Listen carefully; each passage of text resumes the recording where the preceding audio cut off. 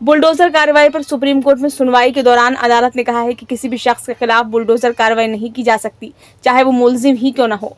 Supreme court ने सोमवार को कई मामलों में हुई बुलडोजर कार्रवाई पर सुनवाई की। हाल ही में देश के कई जगह मुस्लिम मुलजिमों पर बुलडोजर कार्रवाई हुई है। मुस्लिम संगठन जमीयत उलेमा हिंद ने इस मामले में सुप्रीम कोर्ट का दरवाजा खटखटाया है। संगठन ने मांग की है कि कई राज्यों में प्रशासन की तरफ से बुलडोजर कार्रवाई पर रोक लगाई जाए।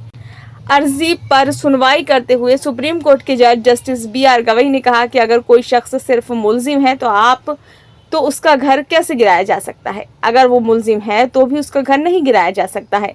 यहाँ तक कि SCCBR को बताने के बाद भी कि रवैये में कोई बदलाव नहीं दिखता। जस्टिस KV विश्वनाथ ने कहा कि किसी को भी खामियों का फायदा नहीं उठाना चाहिए। उन्होंने कहा कि पिता का बेटा भले ही अड़ियल हो, लेकिन अगर इस आधार पर घर गिरा दिया जाए तो ये सही तरीका नहीं है। हालांकि सुप्रीम कोर्ट ने ये साफ किया कि वो किसी भी गैर कानूनी ढांचे को संरक्षण नहीं देगा।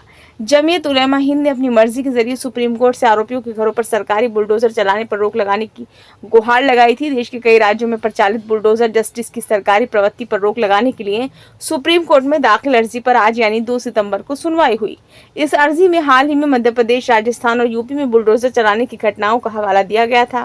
अर्जी में आरोप लगाया गया है कि इसके जरिए अल्पसंख्यक समुदाय को निशाना बनाया जा रहा है। वरिष्ठ वकील दुष्यंत दवे ने इस अर्जी पर जल्द सुनवाई की मांग की है। यह अर्जी जहांगीरपुरी मामले में वही वकील फारूक रशीद द्वारा दाखिल की गई है।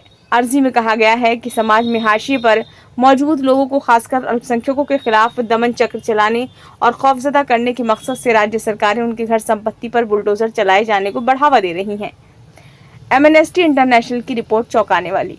शासन और प्रशासन पीड़ितों को अपने बचाव के लिए कानूनी उपाय करने का मौका ही नहीं देते। उससे पहले ही अपराध के आरोप में कानूनी प्रक्रिया को प्रतीक्षा किए बगैर फौरन सजा देने के लिए बुलडोजर चलवा देते हैं।